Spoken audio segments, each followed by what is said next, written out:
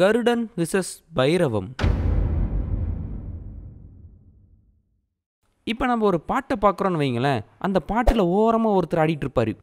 இவருன்னு இல்லை, கூட்டத்தில் இருக்கிற யாராக வேணா இருக்கலாம். அவங்கள பெருசாக நம்ம கண்டுக்க மாட்டோம். நம்ம ஃபுல் ஃபோக்கஸ் சென்ட்ரல் ஆடுற ஹீரோ மேலே தான் இருக்கும். யோசிச்சு பார்த்தா சைடில் ஆடிட்டு இருக்கிறவன் பின்னாடி ஒரு கதை இருக்கும். அந்த கதைக்கு அவன் தான் கதாநாயகனாக இருப்பான். அப்படி ஒருத்தனோட கதையை சொன்னால் அதுதான் கருடன். நம்ம சொக்கனை எடுத்து பார்த்தோம் அப்படின்னா அவன் ஒன்றும் பெரிய புடிங் கிடையாது. அந்த ஏரியாலேயே பெரிய கை, சென்டர் ஆஃப் அட்ராக்ஷன் இவன் தானா அப்படின்னு கேட்டால் அதுவும் கிடையாது. சாதாரண ஒருத்தன், அவன் ஓனர்கிட்ட ரொம்ப விசுவாசமாக இருக்கிற ஒருத்தன். தான் ஓனர் பண்ணுற தப்பை எல்லாத்தையும் பார்க்க முடியாமையும் பொறுக்க முடியாமையும் அந்த விசுவாசத்தை உடச்சி வெளியே வரான். இந்த கதையை தூக்கிக்கிட்டு போய் நம்ம பெல்லங்கொண்டா சீனிவாசனை வச்சு ரீமேக்குன்னு பண்ணியிருக்கிறாங்க.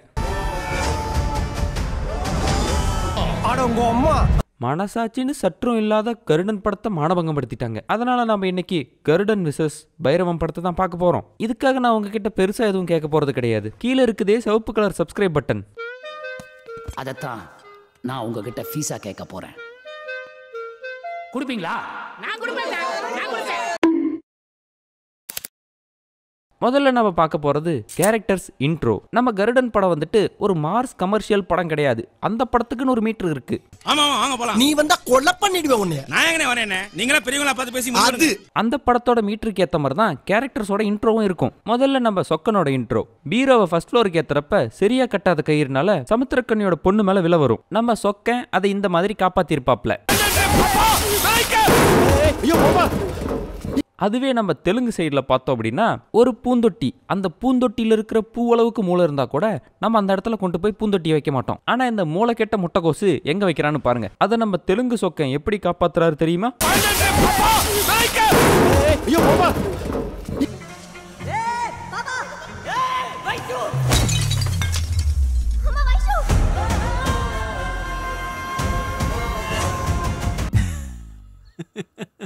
சிரிக்கிறீங்க, நீங்க சிரிக்கிறீங்க, நிஜமாவே நீங்க சிரிக்கிறீங்க.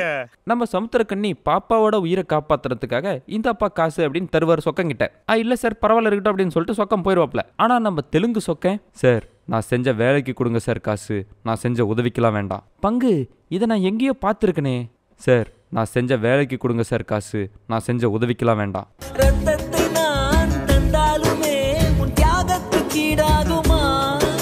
யார் அவன்? பார்க்க பைத்தியக்கார மாதிரி தெரியறான். அவருதான் சார் தெலுங்கு சொக்கன். நான் இருக்கட்டும் சார், பரவாயில்ல. சாப்பாடுக்காக வச்சு இருக்கட்டும் சார், பரவாயில்ல. నేను చేసిన పనికి డబ్బులు తీసుకుంటాను సార్, సాయానికి కాదు.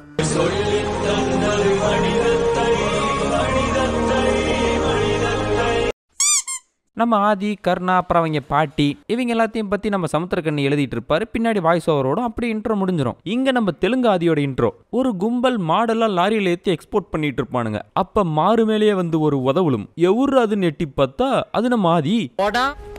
கபோதின்னு சொல்ல வந்தப்பா. ஏண்டா என் லாரியை வாடகைக்கு எடுத்து என் லாரியிலேயே மாடை ஏற்றி எக்ஸ்போர்ட் பண்ணுறீங்களாடா? டேய் நாங்கள் மாடு ஏற்றுவோம், பன்னி ஏற்றுவோம், கோழி ஏற்றுவோம், குரங்கு ஏற்றுவோம் அப்படின்லாம் எதுவும் பேசிக்கல. அடிச்சுக்கிறாங்க.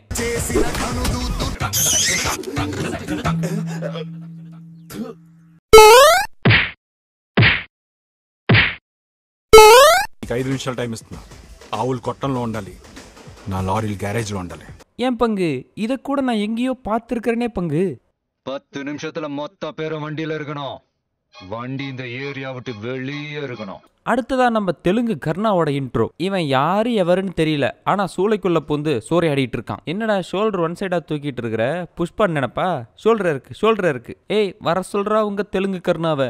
இந்த இன்ட்ரோவை பார்த்ததுக்கு அப்புறம் ஆதிக்கும் சொக்கனுக்கும் கொடுத்த இன்ட்ரோவே மேலும் நினைக்க வச்சிருவானுங்க. இவன் என்ன சப்போர்ட் இல்லாம நிக்கிறான்?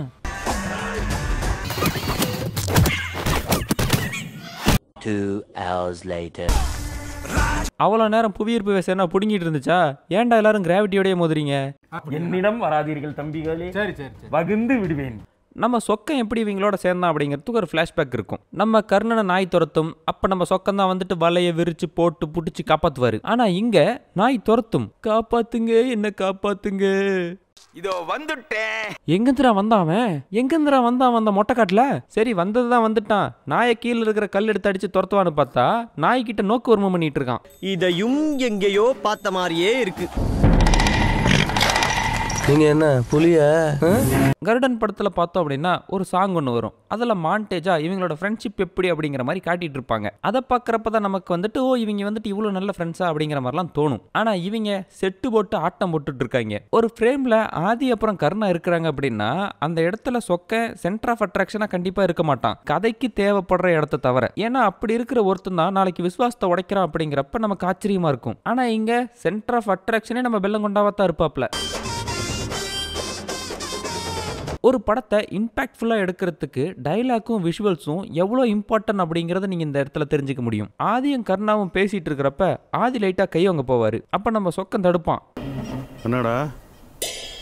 இல்லைண்ணே, அண்ணன் அடிக்க போனீங்க.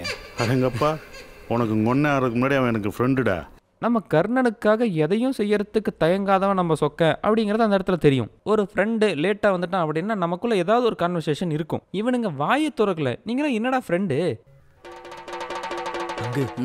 அந்த 3 Idiots இப்ப பேச சொல்லு பங்கு. நம்ம சூரிய லவ் பண்ற பொண்ணு வந்துட்டு தென்னந்தோப்புக்கு வா தனியா பேசணும்னு சொல்லியிருக்கோம். அப்ப அந்த இன்னொரு பொண்ணு வரப்ப அந்த பிள்ளை கர்ப்பமா இருக்குதுன்னு தெரியாது, அந்த பிள்ளை நம்ம கிட்ட லவ் சொல்ல வரல அப்படிங்கிறதும் தெரியாது.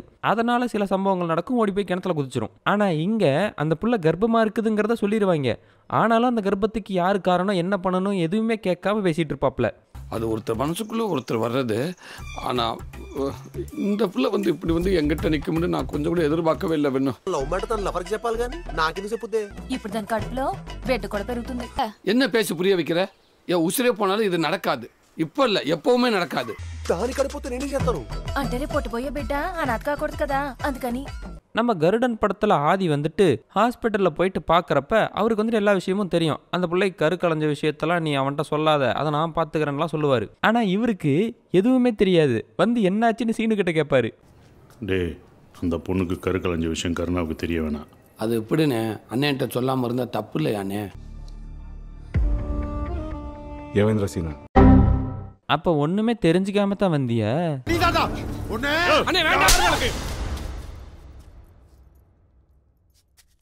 ఈ జరిగినంత నీ వల్లే. నిన్ను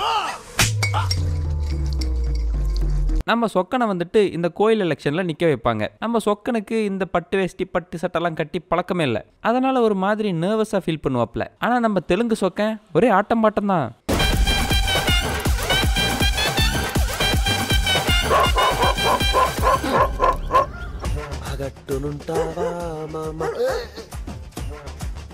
మనకుకే గుర్తుపట్టట్లేదన్నా.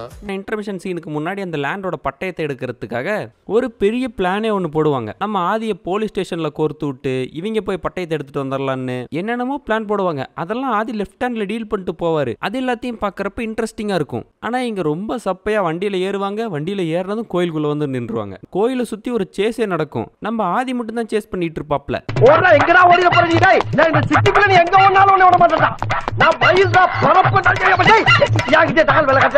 ஆனா இங்க 3 பேரும் சேர்ந்து ஃபைட் பண்ணிட்டு இருப்பாங்க. அதுலயும் நம்ம தெலுங்கு சொக்கம் ஆடுற டான்ஸருக்கே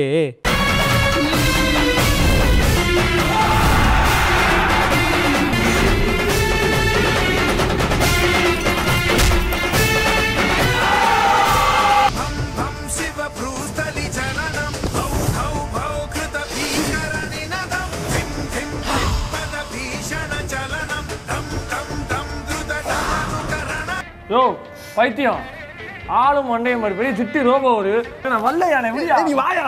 இன்னொன்று நம்ம கருடன் படத்தில் பார்த்தோம் அப்படின்னா நம்ம உன்னி முகுந்த கேரக்டர், அதான்ப்பா நம்ம கருணா கேரக்டர், அவங்க வந்துட்டு ரொம்ப நல்லா வாழ்ந்து கெட்ட ஒரு குடும்பம் அப்படிங்கிற மாதிரி காட்டியிருப்பாங்க. ஆனால் நம்ம தெலுங்கு கருணாவை பார்த்தோம் அப்படின்னா நல்லா வாழ்ந்து கெட்ட குடும்பம்னு சொல்லுவாங்க. ஆனால் நல்லா தான் வாழ்ந்துட்டு இருப்பாங்க. அவர் எதுக்காக ஆதிக்கு எதிராக மாறுறாரு அப்படிங்கிறதே சரியா காட்டியிருக்க மாட்டாங்க. நம்ம உன்னி முகந்தோட பெர்ஃபார்மன்ஸில் 5% கூட அவர் பண்ணியிருக்க மாட்டாரு. கை கொடுத்து தூக்கி விட்டுறான், உருண்டு போரண்டு அப்படியே மேலே வந்துடலாம் பார்க்குறேன். ఒక మగాడిగా చూస్తూ తట్టుకోలేకపోతున్నాను. దీనంతటికి కారణం ఏంటో తెలుసా?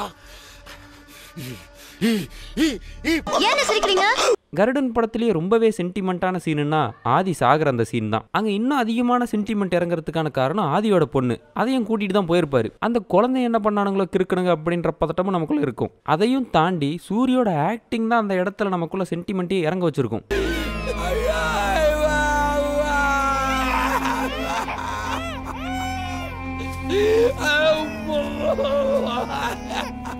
No!